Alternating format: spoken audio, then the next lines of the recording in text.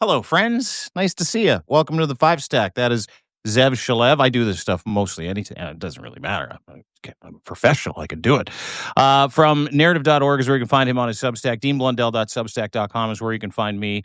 And we're excited to be with you today. We've got a lot going on. Pete Hegseth's in big shit. Pete Hegseth, that drunk Fox weekend anchor turned Secretary of Defense for the United States of America. Hello, Heather from Jersey. Nice to see you.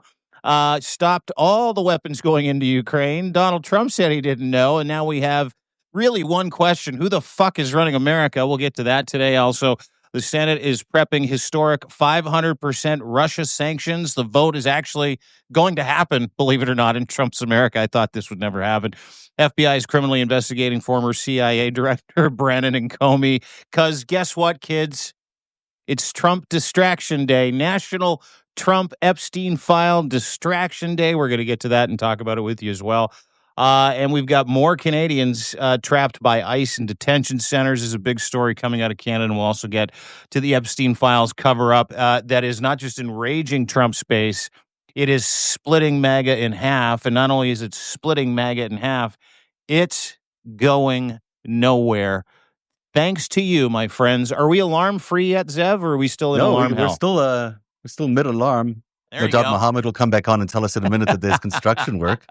I bet it's too annoying to leave on. So, I don't know. I think it's kind of like it's like background music. It's like having a soundtrack for a Substack Live. And you know what? Nothing could be more appropriate than an alarm as we're talking about these fucking five fucking stories. Well, hi, Vernon, British Columbia. We've already been asked to not make people laugh too much today. Listen, we have some funny shit in these stories too. Like there are some side roads we're going to take in talking about the five subjects that we're going to take today, including some of the most egregiously stupid shit to ever come out. And I just an honorable mention story. It should set everything up. As you know, it is National Jeffrey Epstein, Donald Trump Files Distraction Day. We're going to get to a couple of the investigations. We'll get to a little bit of Joe Biden as executive privilege has been waived for his doctor because they're looking to talk to Joe Biden's doctor. How old is he really? We need to know. I just turned it off. Okay, there you go. My ears are somewhat spared. But something happened today. Honorable mention before we get to the FiveStack. Yeah. And thank you, everybody, for joining us. Don't forget, you can become a paid or free subscriber no matter where you are. Narrative.org, DeanBlundell.substack.com. But I need to read something to you. This is a letter that was sent to Canada today. The ambassador of Canada, Kristen Hillman, the Canadian ambassador of the United States. This is one of the Trump distractions. This is how out of fucking gas they are. I just want to remind everybody, we got a letter, Canada, an esteemed letter from Trump regime proxies. Wait, are you inserting a story into the countdown right now? It's a six stack right now. Wow. Yeah. Let me get at it. Well, all right, yeah. The weather. This letter was sent to the Canadian ambassador trying to force the Canadian government, Canadian Natural Resources, and the Canadian forest people, the people that cover all the forests. I can't remember the name of it. It doesn't matter. To stop all the smoke coming from Canada's boreal forests from entering the United That smoke is annoying. Into the United States, something about it? Because, quote, it's going to ruin America's summer. Let me read this to you, Dear Ambassador Hillman. We write to you today on behalf of our constituents who have to deal with suffocating Canadian wildfire smoke filling the air to begin the summer. It's not happening, by the way. As we're entering the height of the fire season, we would like to know how your government plans on mitigating wildfire and the smoke that makes its way to us. As I'm sure you know, this is not the first year Canadian wildfire smoke has been an issue. In 2023, Canada had its worst year for wildfires on record. Last year's first season was considered one of the worst, and this year seems pretty bad too. At least they're paying attention. Why we throw a key driver of this issue has been, and this is where it gets, this is Tom Tiffany and Brad Finstad. These are two MAGA freak evangelical climate denying loyalists of Donald Trump. Tom Tiffany. Yeah, that's his name. Sweet name. Yeah. He says, while we know a key driver of forest fires has been a lack of your active forest management, We've also believed things like arson is another way where multiple large fires have ignited in Canada. Wow. With all the technology we have at our disposal, both preventing wildfires, this is a worrisome trend that needs to be reversed. Our constituents have been limited. This is no word of a lie. Have been limited in their ability to go outside and safely breathe the air due to What dangerous nonsense. air quality and wildfire smoke is created. In our neck of the woods, summer months are the best time of the year to spend time outdoors. I got it. Fire alarm. Yeah, there It you go. turns This out. is a fire alarm. He said, in our neck of the woods, this is fucking hilarious to me. Summer months are the best time of the year to spend time outdoors, recreating. Enjoying time we recreate. We recreate, enjoying time with family and creating new memories. We're destroying Americans' memories, especially the new ones they haven't had a chance. Those Canadians. The stuff Canadians do to Americans all the time. It's too much, you know? Now you've gone and it's destroyed their memories. It's unfathomable that you do this to us. You're welcome. In our I need to read you the last part in total. In our neck of the woods, summer months I can't stop laughing. Summer months are the best time of the year to spend time outdoors, recreating, enjoying time with family, and creating new memories. But this wildfire smoke makes it difficult to do all those things, guys. It does. Not done. Respond, but there you go. This is the last sentence, the last paragraph. Canada has been a friendly neighbor of the United States. We represent. So the significance of this issue, we urge you to relay this message to your government, in particular, the Natural Resources Canada and Canadian Forest Service. Thank you for your time and consideration. We look forward to your response. I talked to someone in Carney's orbit, the government, and they're like, we haven't even seen that. It's just fucking hilarious, though. I mean, it is hilarious. Which districts of these fine representatives of the Republican Party? Which do they represent? I think one's from Wisconsin and the other one's from like Idaho or something like that. I don't know. Who gives a shit? Does it really matter? The weather flows, you know. There have been bad wildfires. They have. And listen, the Lower Fraser Valley, Vancouver, every year is covered in smoke from Washington State, Oregon, California. Same thing with Southern Alberta. We have 8,000 wildfires. Just a quick aside. We have 8,000 wildfires a year. Maybe 5% are arson, maybe 5%. The remainder, climate change, lightning strikes. Canada is warming twice as fast because of the United States and because of the CO2 they are pumping into the atmosphere and because of a lack of regulations. All of our forest fires, which are a tenth of the ones that happen in the United States, which are 50% man-made, by the way, United States. Yeah. All of them are in boreal regions, which are uninhabited. Like it is like Canada. If you understand anything about Canada's vast boreal forestry, the Canadian Shield, 80% of this fucking country no one's ever set foot on because it's that big and it's that dense. So speaking of dense, these two maggots can go pound salt there. That is the dumbest shit I've ever read in my life. Do you remember the last time a Trump official tried to tell people how to manage their fires when in California they had those big wildfires and Donald Trump went to visit and he said, "Oh yeah, it's just about sweeping the underbrush or something like that." Yeah. And then you got to vacuum the floor. You got to vacuum the floor of the forest. These are Trump loyalists who truly believe that Canada is not doing enough to vacuum the boreal forest. And then the last time they had a fire, this massive fire, remember in California in December, Trump thought, well, we'll just release the water, or maybe he said he'll just release the water from the north, and we got a big tap up here apparently. Yeah. And apparently, that was a bad idea because it means that they couldn't actually have enough water to farm for the rest of the year. So that's right. So I wouldn't trust the GOP on much, but certainly not on managing fires. It's not their. Well, also keep in mind this is like Canada. MAGA and the Trump regime threatening Canada to clean up the forest floors with rakes and vacuums today. Yeah, because they can't enjoy a barbecue and they can't go ATVing and shoot each other with BB guns in Wisconsin. Might be one of the greatest, weakest, funniest distractions on Epstein file distraction day. Yes, it is a big day for that. And speaking of the distractions, in the number 5 position on our story countdown today, Defense Secretary Pete Hegseth has unilaterally halted the critical weapons shipment to Ukraine without informing the White House or Trump. You remember the story from yesterday during that press conference. The shipment included Patriot interceptors and missile systems already loaded on trucks in Poland when the freeze was ordered by Hegseth. When asked who ordered the pause, Trump responded with visible frustration, "I don't know. Why didn't you tell me?" And the truth is, he didn't know about this important policy decision, or maybe at least this is the spin they're putting out there today. But it seems that the SecDef went rogue, as it were, and decided to stop all these defensive weapons from getting to the very important and needed hands of the Ukrainian allies that we have fighting in Ukraine. And now that's been reversed. Patriots are on their way, but this is an embarrassing Secretary of Defense. No way. No, you don't say. Again, I go back to this well all the time, Zev. Anytime we have a Pete Hegseth as a useless fuck sighting. Yeah.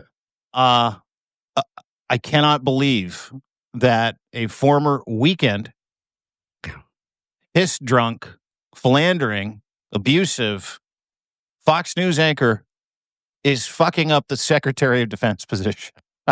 I can't believe it. It is just, it's beyond my imagination. Listen, and here's the other thing. Yeah. You don't think highly of Fox News anchors, do you? And Weekend Fox News anchors? No, I don't like any of them except for Jessica Tarlov. Big Jessica Tarlov guy. Okay. Yeah, she brings some good heat. I like her.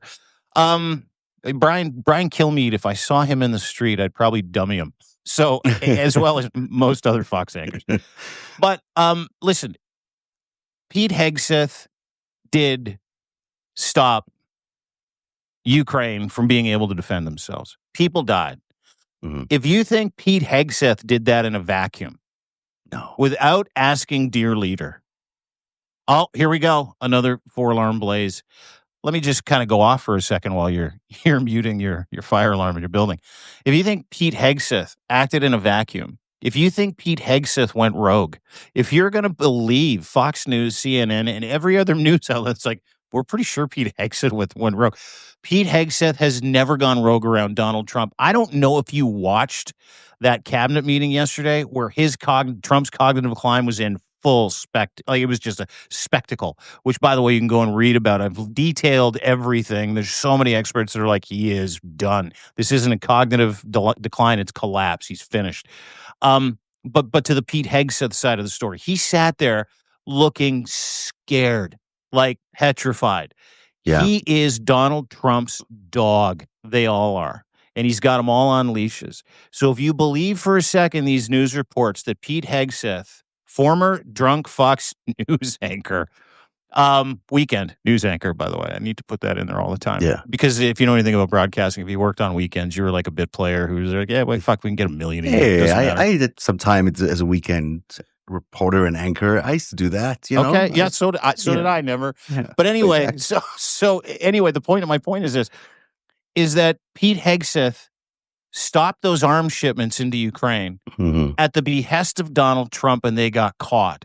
And Donald Trump is doing what Donald Trump does every time he gets caught doing something treasonous, seditious, or illegal, or hurting another country, or killing other people by proxy by doing something really fucking stupid. He blames someone else. And before he blames someone else, he claims he has no fucking idea what anybody's talking about. Like none. It is, I don't know what you're saying. I don't know. I haven't heard that. I'll have to ask this guy. And then someone else takes the blame for it. And in this case, it's Pete Hegseth. Pete Hegseth did not stop those shipments unilaterally in a vacuum on his own. No. It was his boss. Let's all just get on side with that right now. Well, which boss? I mean, there's a couple of numbers that I call when I really need information, when I'm just like, I'm a little lost about where we're at in a particular story. I don't know if you use these contacts, and I called one of them yesterday. I was like, what the hell? It seems so weird. And this person tells me that, Hegseth is really a Putinite. He belongs to Putin. In fact, that's what Putin won in the whole establishment of the Trump administration, is they got to have the Pentagon. And so it could be that Trump didn't know, and that I'm not saying Hegseth came up with the stuff on his own, but maybe he came up with stuff as it was relayed to him via the good people of the Kremlin. Who Oh, really? gave You him think that Trump isn't the only Putin asset? You think Hegseth's a Putin asset? I think Putin is also Putin a can go Hegseth. right to Hegseth and Yeah. go all the way around Trump? That's Yeah. the arrangement? Really? I think so, which explains why their procurement guy who's in there, I can't remember his name, he's got a weird name, is also questionably a Putin guy, and he's deciding on what gets bought and what doesn't get bought. So if that is in fact the case, and the Kremlin has a direct line to the Secretary of Defense, then I can actually see it happening, where they're like, hey, Pete, you just pause those things for a few days and allow us to launch our biggest assault, which they did yesterday, 728 rockets. I mean, sorry, drones and missiles. Drones, yeah.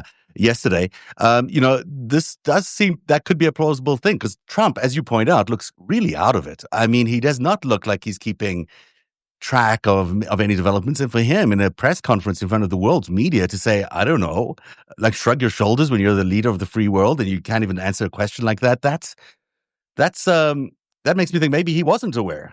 But either way, Hegseth made a crazy decision, and where they took the order from Putin, or took the order from Trump, it is unconscionable that he keeps this job. He has to go. He's no longer acting in the national interest of America or the national security interest of America. He's acting directly opposed to it. I mean, it's like, if you don't get, this is about as treasonous as you can get when you're helping the enemy in a war that, that's on the other side of you. We're not meant to be helping them, and we're helping them. And this is what Pete Hegseth is doing. And considering he has not exactly had a stellar record as the Secretary of Defense, I mean, he's got a difficult time in the last few months. These signal chats and he's leaks and his family members. Yeah, and he's war plans to his wife. being fired, and sending war operations across Signal. All these things. I mean, these are not good things for a Secretary of Defense in the first 6 months. So maybe it's time to go for Pete Hegseth. I think that is on the offing, but I think it's more of a performative firing. It will be more of a performative firing than anything else, because this is what Trump does. I mean, you go from denial to then someone else accepting blame for dear leader, and then someone gets fired. That person was incredible, and then that person, after they get fired, is garbage, and the absolute terrible decision. They went nuts. At first they were great, and then I don't know what happened. They went crazy. It'll be a repeat of the Elon thing, the John Kelly thing, the Jeff Sessions thing, the Reince Priebus thing, the Sean Spicer thing. It is rinse, fucking repeat. And so whether or not, and you know what, that's an interesting little caveat that's an interesting little side note that you just added in there, is that, a while ago, if you remember, Pete Hegseth got caught having a Russian email address to a Russian lobby firm. That's right. If you remember that. Yeah. That's right. So if you don't, that's definitely a possibility as we kind of put these pieces together. But in the end, in the end, we're looking at a travesty where hundreds of people in Ukraine, hundreds of Ukrainians were killed or injured over the past couple of weeks. That Poland had those weapons. They were in Poland waiting to be staged to go into Ukraine. And they when they removed them, they didn't just slow play them. They didn't just say, hey, we're not going to release them. They removed them. And word is that they sent that load of weaponry over to Israel. So, in the big scheme of things, the shame here is that it caused immense suffering, human death. It really put the people of Ukraine at risk in that bizarre dementia-laden press conference yesterday. Trump, he kind of, I don't know what's going on with him, other than nobody knows, other than dementia and decline. But he said he thinks he's he's like, Putin's not listening. You know what I mean? Yeah. He said, I got to help the people of Ukraine. And he finally kind of admitted that he thinks he's being played in not so many, in Trumplandia world, thinks he's being played by Putin. Yeah, he said Putin was full of bullshit. Actually, that's his exact word. Look, I mean, it's interesting as well, by the way, you point out about that Hegseth. Wasn't his phone, was it the same thing that he had his phone numbers in two Russian spies, phone contact? No, that's a different terrible thing. Yeah. Oh, yeah. He's got a lot of Russian connections, says Pete Hegseth. Sure does. That's Secretary of Defense.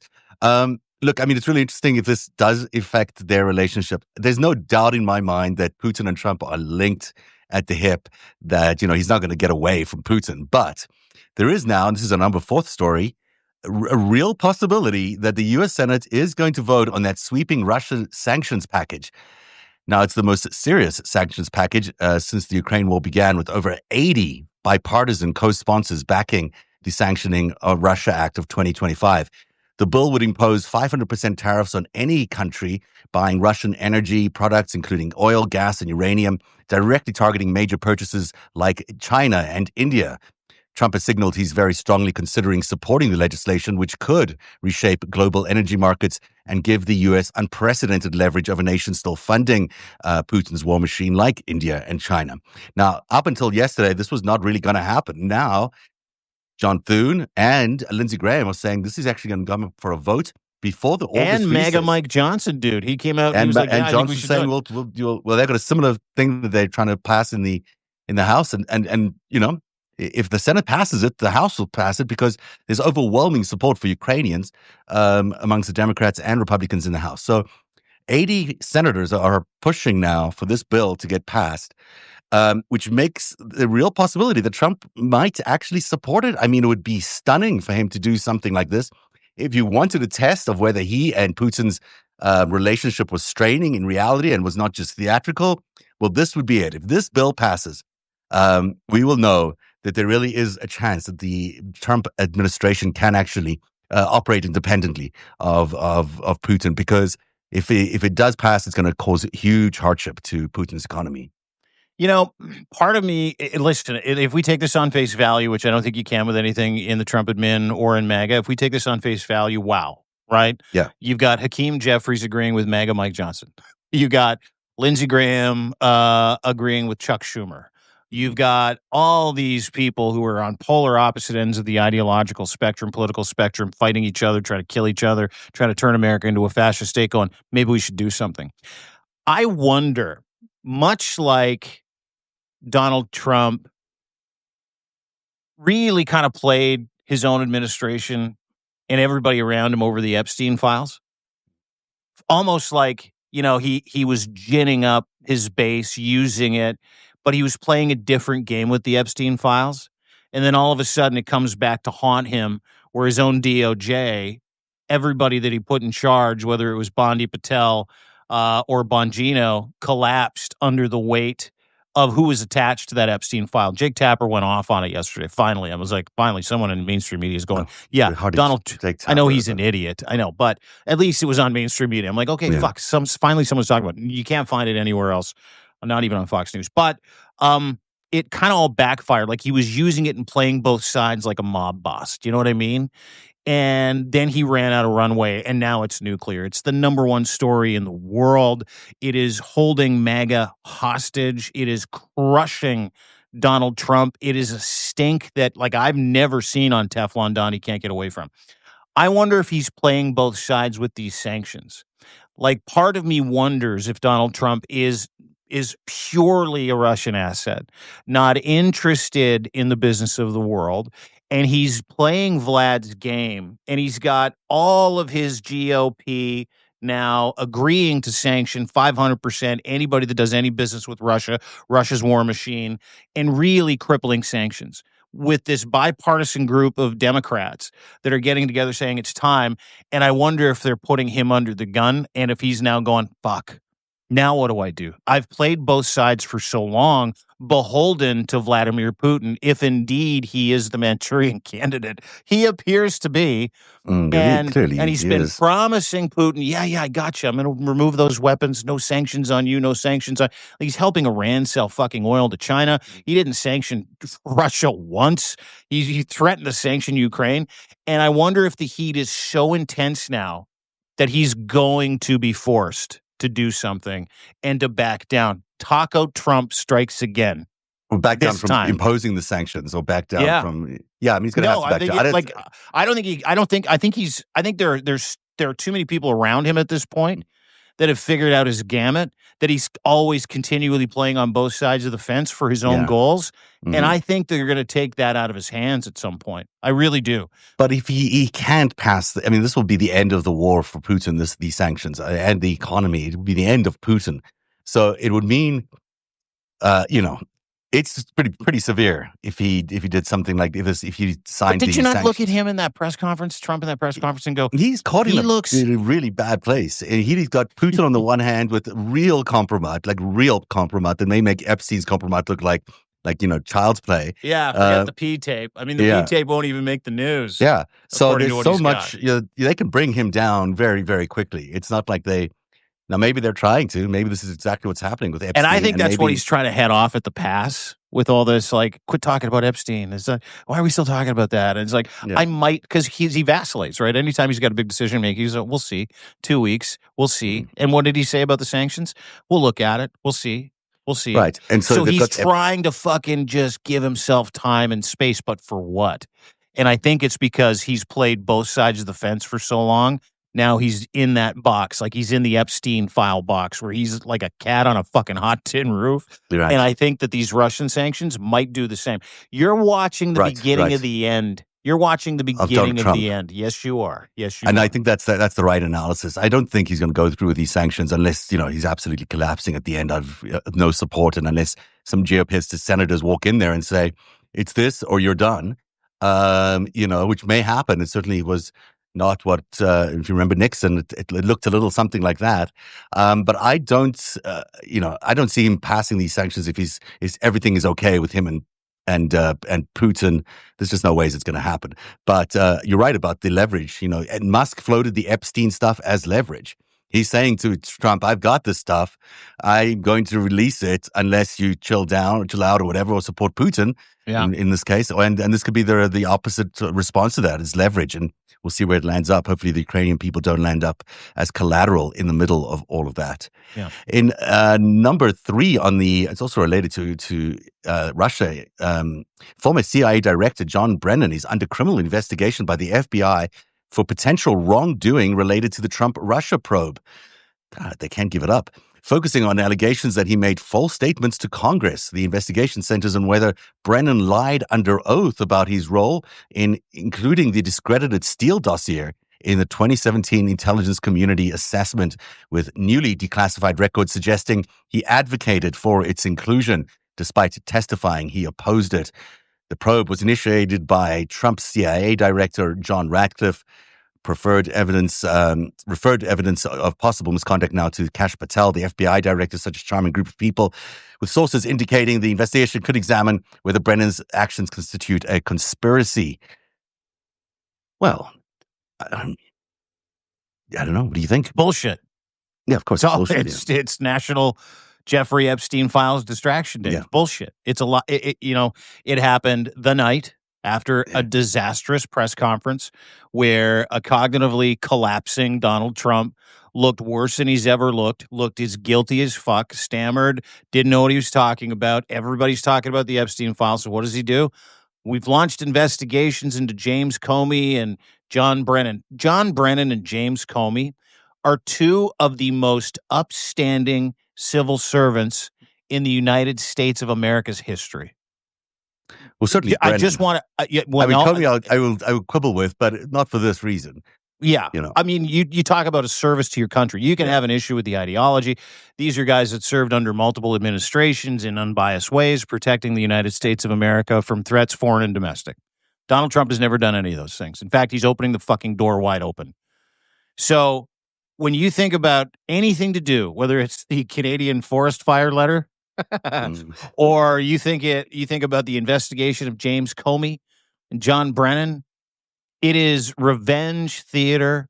It is convenient timing, and it is all pure and unadulterated bullshit. Like every other investigation he has launched into guys like Miles Taylor or Alex Vindman or anybody that sullied his fucking reputation that he earned himself, anybody who had any part in his impeachment, anybody that had any part in the Russia dossier or the Comey leaks or the Mueller investigation, anybody associated with January 6th, everything he does is always about distracting you and trying to paint people that have goods on Donald Trump being a sycophantic, fascist, felon, rapist, con man, criminal. And that's what this is. That is true. I just can't believe how Trump cannot get over this. He mentioned this yesterday at his press conference, right? He was still going on about the Russia hoax, which is not a hoax. Everyone knows it's not a hoax. You'd have to be like blind and deaf and in a hole to think that it's not a hoax, that it's a hoax because it is so verifiable in so many ways that Russia helped elect Donald Trump in 2016 and in 2024. But he's so determined to swipe the slate clean of this thing. He's so obsessive about the fact that he's so obviously guilty of this thing that he's going after some of these, really incredibly talented people. I'm talking about specifically about Brennan Comey.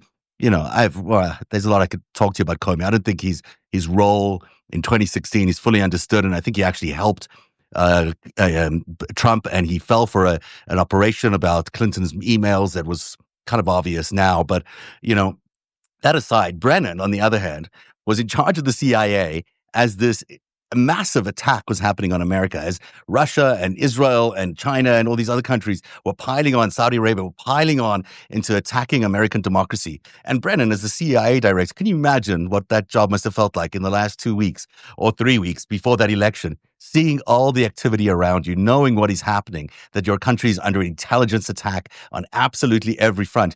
And he did a remarkable job in those last moments, and so did Obama, in providing the guardrails that's made us survive the first Trump administration. They did a lot of really smart maneuvering to defend America heading into that Trump election victory. And it's just appalling, because this man is clearly a hero, clearly a man who's given so many years of service to America and who's been an upstanding director of the CIA and held many other roles. It's just appalling that this guy's being investigated by the FBI. By Kash Patel? Yeah. I mean, Kash Patel, podcaster. Yeah. Conspiracy theorists, Kash Patel, a podcast, two dumb fucking MAGA podcasters that promoted that grifted, that made millions off of the idea that the Epstein list was coming out, and James Comey and John Brennan prevented it from coming out, and the deep state, they're part of the deep state. Now they're going after him. Now they're investigating him for deep state ties and trying to frame Donald Trump. Fox News put out a wonderful piece for Donald today with just pure lies and propaganda about how they tried to frame Donald Trump as being a Russian asset. It's full court press. I mean, this is just pure bullshit. There's 2-3 weeks ago, James Comey arranged some seashells in the sand that said 86-47. Yeah. And Donald Trump and Kash Patel are like, that's a threat to assassinate the president. You need to be investigated. They launched an investigation. Didn't go anywhere. This will go nowhere. This is bullshit. Forget about it. I don't know if this one was to go nowhere, because I think they're quite determined to do it. It's been floating around for a while. I mean, is there a case? I doubt it, but they'll try investigate, and they'll put Brennan under a lot of pressure for a while, and it's unnecessary. The thing is, you've got the Epstein files sitting on your desk, so why aren't you investigating that? It's already there. There are so many things inside the Epstein files that I could point you to that would be really useful for investigation, including a decades-long relationship with the President of the United States, Donald J. Trump. And you're not investigating that, but you're going to investigate whether Brennan inserted the Steele dossier into the intelligence report by the Senate committee. I mean, which, by the way, is the most authoritative document they have about what happened. The Steele dossier has been 100% correct. It's not the Steele dossier; it's the Senate report of the intelligence group in the Senate. Also 100% correct. Is the authoritative, it's like the Bible on what happened in 2016. I'm there all the time checking it out. So if he lobbied for it, and if everyone in that committee thought it was a good idea to include the Steele dossier, which it was a really good idea because it was, as you point out, quite correct, then that's not a crime. That's not a conspiracy. That's just the President of the United States getting his nose out of joint because he doesn't like to be associated with, being a Manchurian candidate, which he clearly is. We should move into the number 2 story, because he's trying to wash facts. Yeah. That's all history. It is. Yeah. And the number 2 story is, because we're not going to avoid it today, the Epstein files. So the Justice Department is now officially saying they're not releasing anything else on Epstein. So the official word from them is there's no client list, that he didn't commit suicide. Check out the tapes, even though they're missing a minute here and a minute there. And, we're not even sure what they're showing us, because they just tapes of a door. We're not clear that. By the way, new research has uncovered the fact that is not the door to Epstein's cell. That's a different door, apparently. I think it's not the door. And of course, anyone who knows any sort of building permits and rights things, there's not always just one exit to any place. There's always two exits because that's what regulations are. When you build anything, you need two exits to most places. So I have a lot of issue with this because, as you know, this Friday I'm doing this rebroadcast of the secret files of the secret life of Jeffrey Epstein. And I've been watching those tapes again and reviewing all the evidence. It is astonishing to me how close Donald Trump and Jeffrey Epstein were, down to the same banking institutions. This banking with the same Deutsche Bank private wealth group at the same time, especially in the years 2013 to 2016. But also having this long history related to Bear Stearns, going back all the way to almost the 80s, but certainly during the 2000s. It's long known that Bear Stearns hired Jeffrey Epstein, but at some point they let him go because he was committed some sort of, crime, internal crime, not a real crime, some sort of penalty-driven thing. He was doing something wrong inside the company, and they let him go. But he stayed working for them. He built all these offshore companies that were secretly being funded by Bear Stearns. And all the way through, Donald Trump had a very close relationship with the guy who ran Bear Stearns, the chief guy, Al Greenberg. So there is financial symmetry between these two gentlemen that goes back many, many years. And it would be incredibly surprising to me if we could get access to what they really were funding, if there was no interaction financially between these two, because they are so close to each other in terms of who they banked with, the amount of time they spent together socially, the amount of time they spent together just doing events, from Victoria's Secrets to these various Miss USA teen events. They were just around each other a lot and socializing together a lot. And it's also interesting to me that, Robert Maxwell knew Donald Trump. They were seen, they were friends. Donald Trump was invited to a yacht party with Robert Maxwell. And, and when Ghislaine and Jeffrey moved to the United States, it's not surprising that they became friends with Donald Trump because he was a friend of the family. So, the fact that turned out to be a close friendship isn't surprising, but that it goes back also a couple of generations, one generation back into Maxwell's storied history as a spy. The whole thing stinks. I mean, it's just like there's a lot here that you can say that these two were, I don't have any evidence they're business partners, but they were best of friends for sure. How many women have credibly accused Donald Trump, who is an adjudicated rapist, by the way? Yeah. How many women have credibly accused him of sexual assault? I think you've given me this answer before, and it was a lot higher than I thought it was. I thought it was like 12, but I think you're going to say it's like 30 something. Or let's look it up. Just bear with me. Let's look it up. All right. Oh, thank you, Noble Blend. You're correct. As of July 2025, 26 women have publicly accused Donald Trump of sexual misconduct, ranging from groping, unwanted kissing, to rape and sexual assault. Allegations span 4 decades. They started in the 70s, of course, which Donald Trump on a Howard Stern show in 1996 said he can't believe he didn't get a sexually transmitted disease due to the way he is carried on.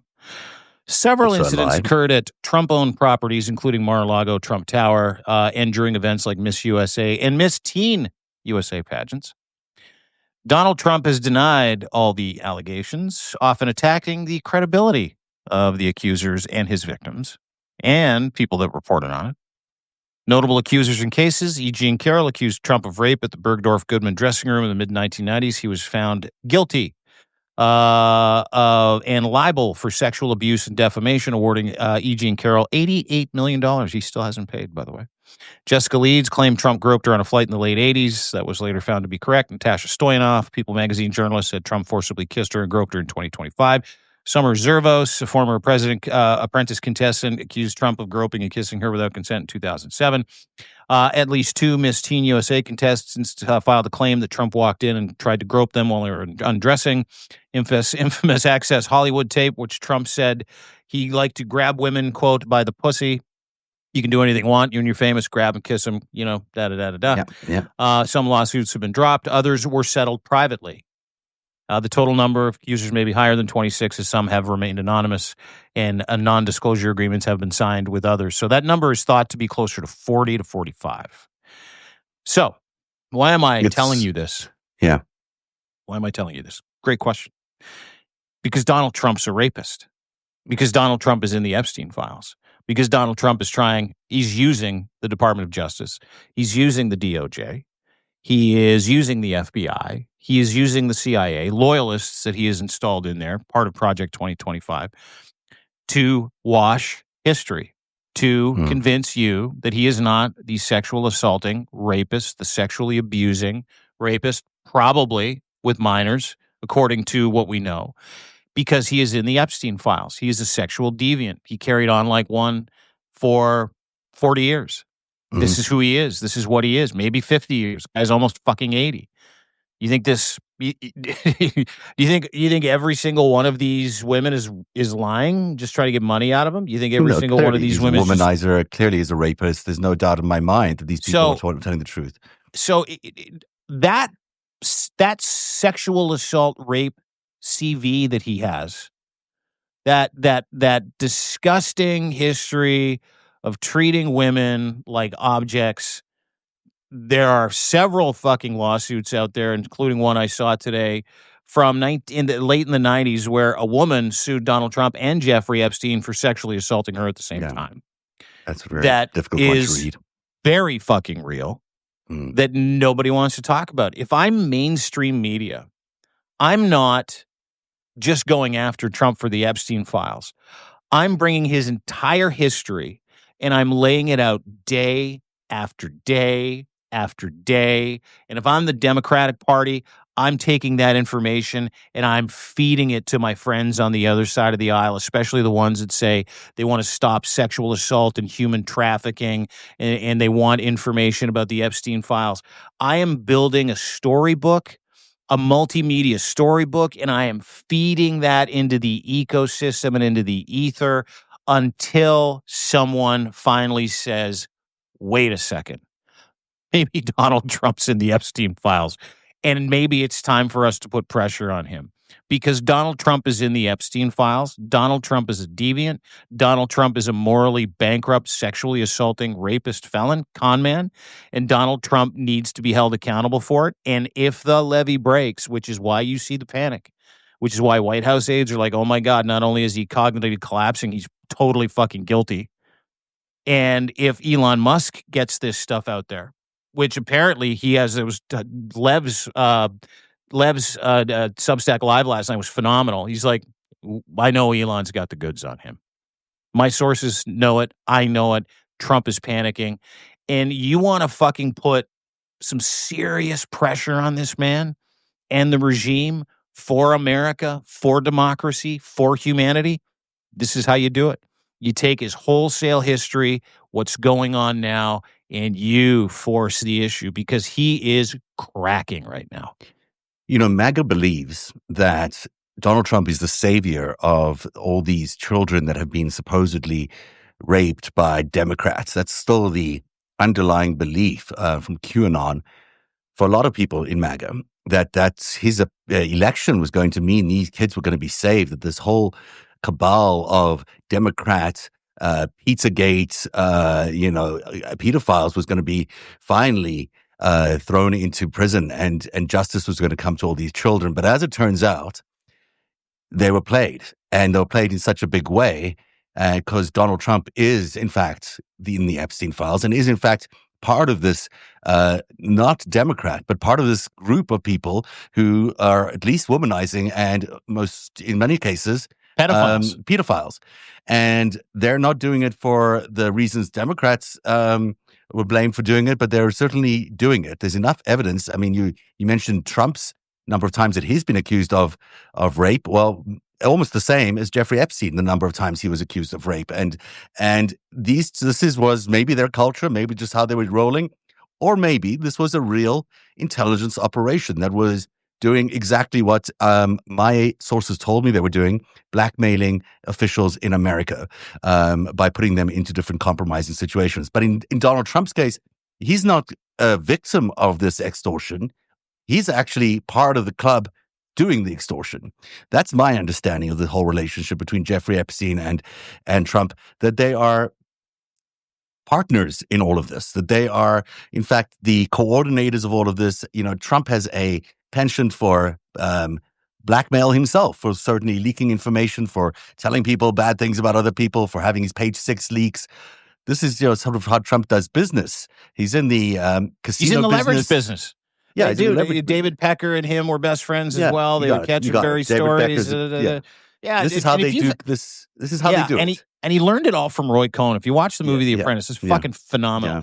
Where all of a sudden Donald Trump gets let into Roy Cohn's world. He's like, how are you so powerful? How do you have this much leverage over people? How do you do this? He goes, come into this room. He brings him into this room full of surveillance, full of like wiretaps and different things.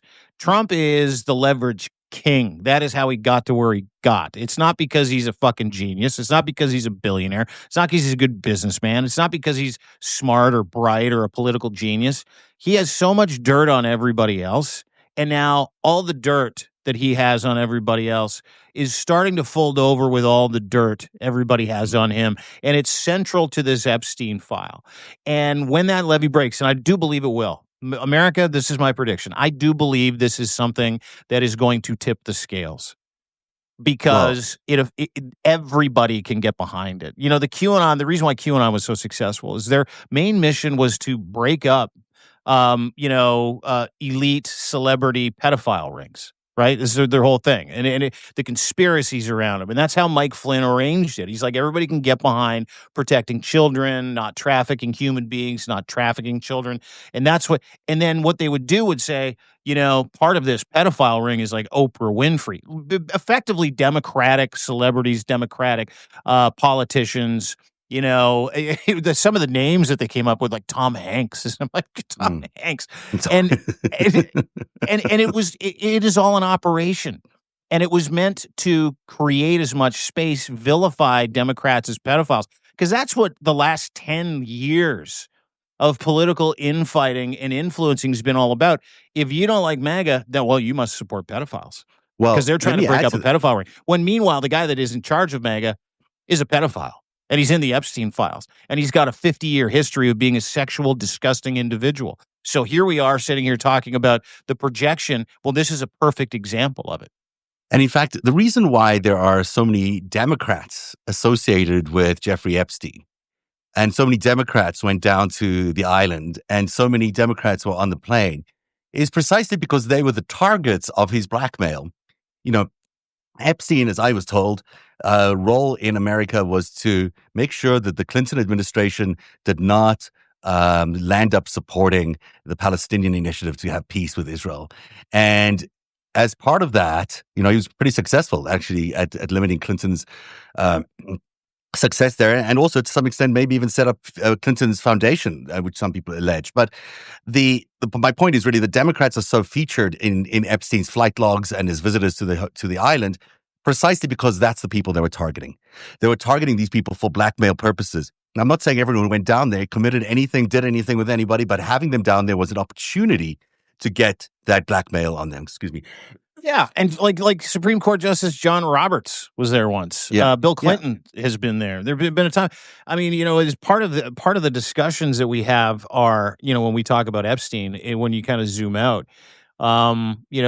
espionage is meant to, impugn everybody. It's meant to get leverage on as many people as you can, not to prove them out as pedophiles, but to suggest that they were in situations where maybe you could point to the fact that they might be a pedophile. They might have been honeypotted. They might be unsavory, right? And that's the entire point of espionage. Whereas, I think that certain people were smart enough to go, oh, okay. I'm sure Epstein had some legitimate parties on his island where he was entertaining. Parties, but not all of them. It was used for a completely other purpose as well, right? Yeah. And that's the difference. The difference is that anybody associated or anybody who's met. There's a picture of Mark Carney, who's got zero warts. Guy's got an impeccable reputation, zero scandal around him. He's the Prime Minister of Canada. He's an absolute wagon. He's leading us through the dark. I mean, I hate liberals and I hate conservatives. I really like Mark Carney, people of character. There's a picture of Mark Carney standing 10 feet away from Ghislaine Maxwell like 15 years ago in England. Yeah. And prior to the election, I remember this, yeah. MAGA, Maple MAGA, Russia, all these major influencers, Jack Posobiec, are like, oh, there's Mark Carney with Ghislaine Maxwell. He's a pedophile. It has been this incredible tool. Yeah. I don't know, Ghislaine. I don't know how to say it. I know because I screwed up in the series when I first did it, and I was like, that name bugs me. I just like that you laughed because I know why you laughed. But anyway, Ghislaine Maxwell. Yes. I didn't even mean it like that. But Ghislaine Maxwell is just has to be in the vicinity of somebody, and someone takes a picture, and everybody's like, oh, that's a pedophile. That we can't trust him. As with Robert Maxwell, Ghislaine Maxwell was very, very close to the royal family growing up. I mean, they were family friends of the royals. And the reason she knows Andrew was because they were friends and they grew up nearby. And the reason why she was spotted just before her arrest and in a garden party at the Buckingham Palace is because she's still friends with the royal family. And Robert Maxwell, who was a media mogul in the UK, is also close to Queen Elizabeth.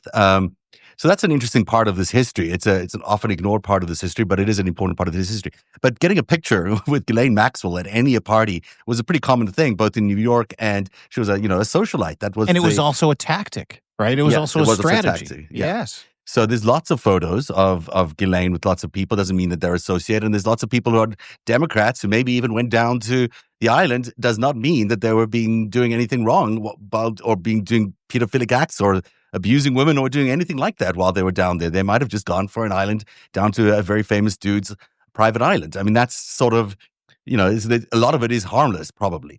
Some of it might be real, but to the extent that Donald Trump is involved with Jeffrey Epstein, that is significant. This is not just I'm going down for a weekend at a private island. This is a decades-year relationship thing where they've got business entanglements, where they kept going to events together. They kept holding these private parties together. They were competing for girls at different events. I mean, they have the same financial backers, which, as I pointed out, is kind of unique considering both of them were, not exactly your kind of people you'd want as bank clients, but Deutsche Bank chose to give both of them money. I mean, at exactly the same time between 2013 and 2016 and 2018. These are not times where, either of them were particularly good targets for giving them money. And Epstein was accused and found guilty of being abusing girls. So, there's a lot here. And for 20 years, Jeff Epstein lived a mile and a half away from Donald Trump's Mar-a-Lago. And for 20 years,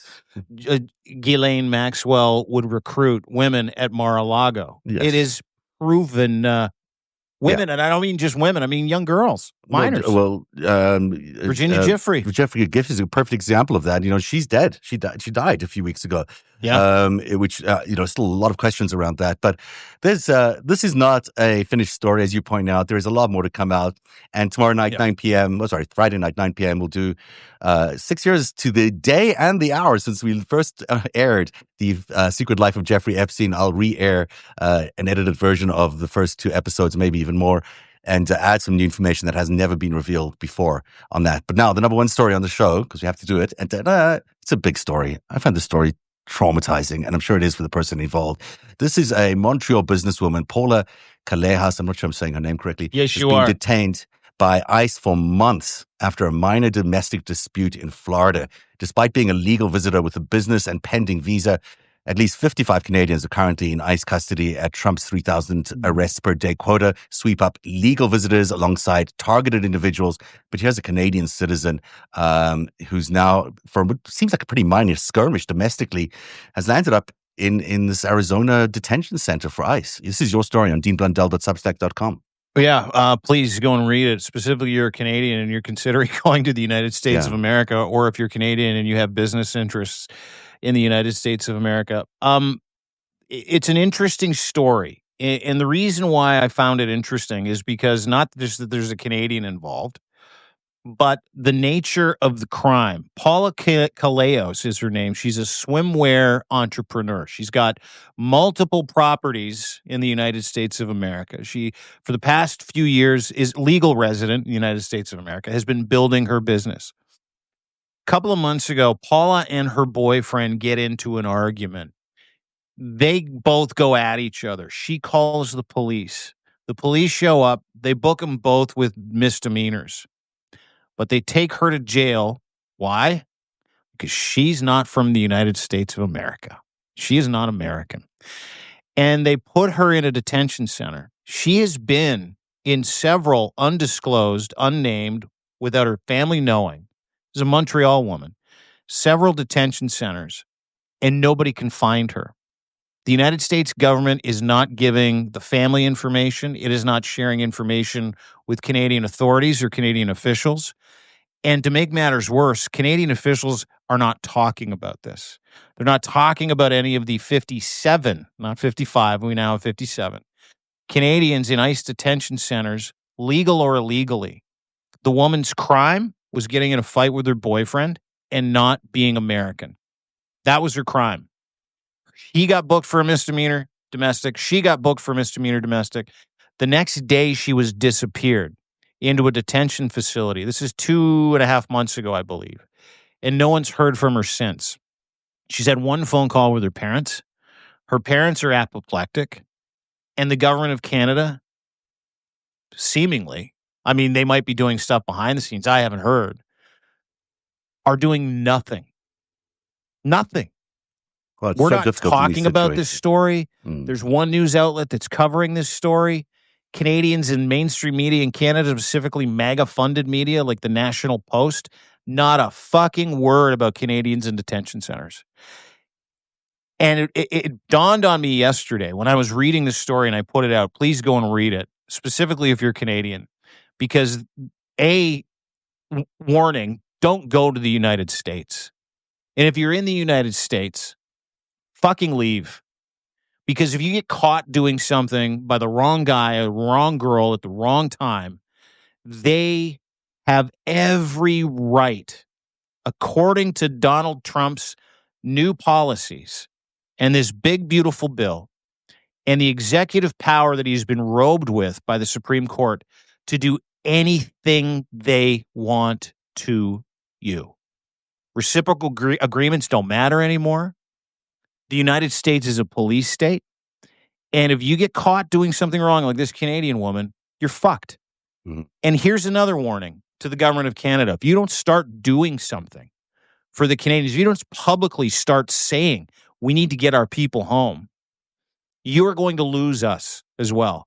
I'm a big Mark Carney guy. I really am. And I know he does not conduct negotiations in public.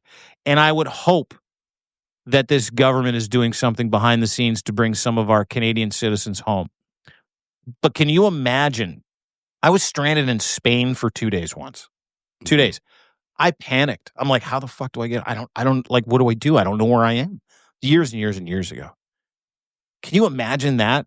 But in an ICE detention facility, Oh my gosh, on a it'd be concrete horrific. floor with no family, no friends, no ability to communicate with anybody, no food really to speak of, no water, a bathroom that you share with 50 other people who might be hardened criminals. I mean, Like, I mean, it she's is spending time, 6 fucked. people in a cell. I mean, it's like, Americans need to understand that what Donald Trump is doing to them is isolating them from the world. He is turning America into Russia during the Cold War. He wants every outsider out.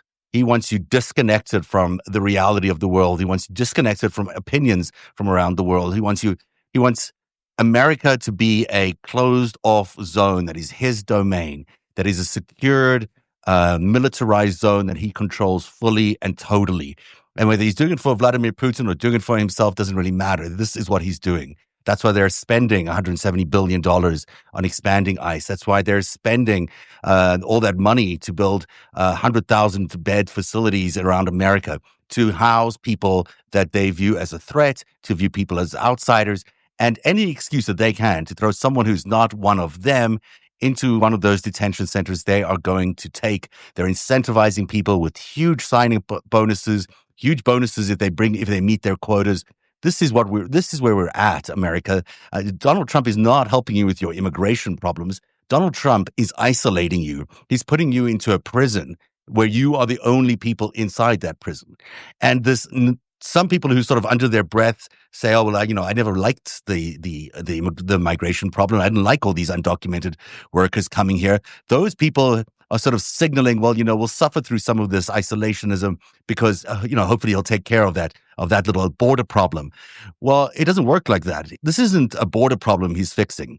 He is imprisoning Americans. He's imprisoning them through their from he's not having free doing thought. any of this to keep people out. He's doing this to keep you in. Exactly. To keep your thoughts in, to keep your protests under control, to make sure that you are kept in fear, that you're concerned about your neighbors who might be,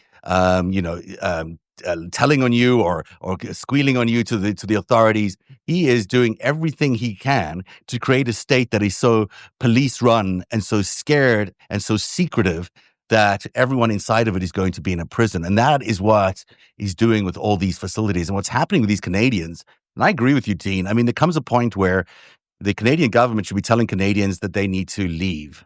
And if they're not going to leave, that they're going to come. Well, we've got travel warnings. There's like 24 countries now that have extreme travel warnings. Don't go to the United States. But to your point, that's really the next step. It's get the fuck out of the United States. Yeah, we can't help you. We're not in a position to really help you, and we really need you to do your best here to get out. So that's what I think is the next step for Canada, and I think it's vital that this happens sooner rather than later. But Americans need to stop this tacit support, because I see it in the polls all the time, supporting Trump's immigration policies. There's nothing to support there. It's not working for that reason. It's working to destroy your freedoms. It's working to imprison you, and it's working to suppress your political and freedom and your rights. Yeah, well said. And listen, before we get to the end of the Substack, you mentioned something in there where you were talking about keeping you in, keeping you kettled, keeping you away from information. None of this stuff is in the news. None of this stuff is being run by MSM. It's just how can we keep up with the Trump blowhorn? How can we keep up and continue to monetize this insanely awesome content? Trump is clickbait. He is walking human clickbait in a diaper and a catheter. And so it's never been more important and I say this quite a bit, but I do mean this. I don't care if you pay for a subscription. I don't care if you're a free subscriber.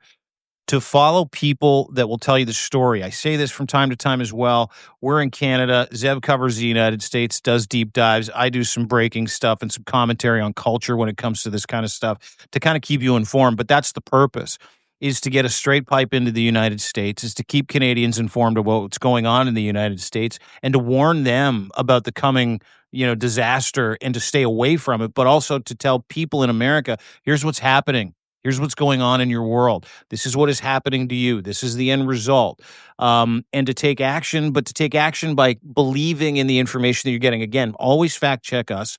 But a really great way to enlighten people in your neck of the woods is to gift subscriptions to people that you follow, that you trust, that have the ability to be able to share this information with you unfettered, free, courageously. I'm in Canada, so it doesn't matter to me. I'm not going to the United States until that dotard's out of office. And hopefully America can get back his sea legs. Steve Schmidt put out a great piece the other day. He basically said, hey, America, we'll get you back in 20 years. I hope that is not the case. I really, really do. But it has never been more important to stay close to people that are telling you the truth, that are disseminating the truth in a way that you can easily understand, in a way that's responsible, in a way that you can fact check it yourself and feel really good about it. As always fact check us. But more importantly, continue to fight the good fight. Be positive, because you're starting to see those cracks. You're starting to see the beginning of the end. You're starting to see Donald Trump get on the hot foot and go, and that hasn't happened before. You're starting to see loyalists go, fuck you. You're starting to see people in his own orbit say, wait a second, you lied to us. This hasn't happened before. Public dissent within MAGA isn't a thing, but you're starting to see that public dissent. Push. Continue to stay close to people that you trust and try to keep your head on a swivel, America. Canadians love you. We love you. We know the difference. I say that all the time as well. We know this is not you. We know this is not your soul. and we're on Team America, but just not on that guy's Team America. Excellently said. And everyone should subscribe to deanblundell.substack.com for that exact reason. Many of the stories in today's show are on there and in there, and it's always a great resource. So everyone check it out, deanblundell.substack.com. And also my Substack at narrative.org, narrativ.org, and all the other great people that Dean mentioned. It's really important that you find these voices, support them, and any other independent voices you find out there. It's really important. That is the FiveStack for today. And we shall see you again tomorrow. Have a great day, Dean, and goodbye, everybody. Bye, y'all.